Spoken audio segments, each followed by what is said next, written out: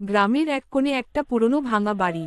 লোকজন বলে ওই বাড়িতে সন্তান জন্মের পরে সুতোক পালা হয়নি অনেক বছর আগে। ওই পরিবারের নবজাতক ও তার মা জনেই অদ্ভুতভাবে এক রাতেই মারা যায়। মরার পর নাকি ওই মায়ের অশান্ত আত্মা সুতোক সিদ্ধি নামের একটা অভিশাপ হয়ে ফিরে আসে।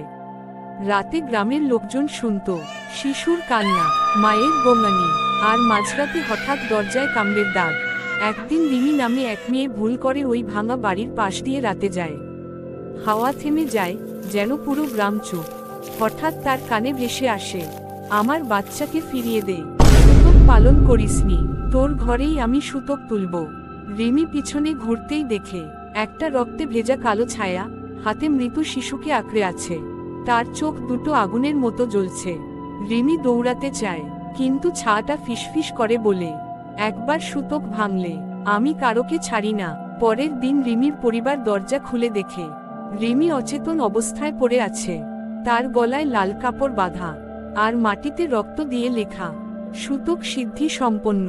তারপর থেকে গ্রামে কেউই সন্ধ্যার পরে ওই রাস্তা দিয়ে হাঁটে না। ওরা বলে, যে সুতোক পালন করে না তার ঘরেই অভিশপ্ত সিদ্ধি শুরু হয়।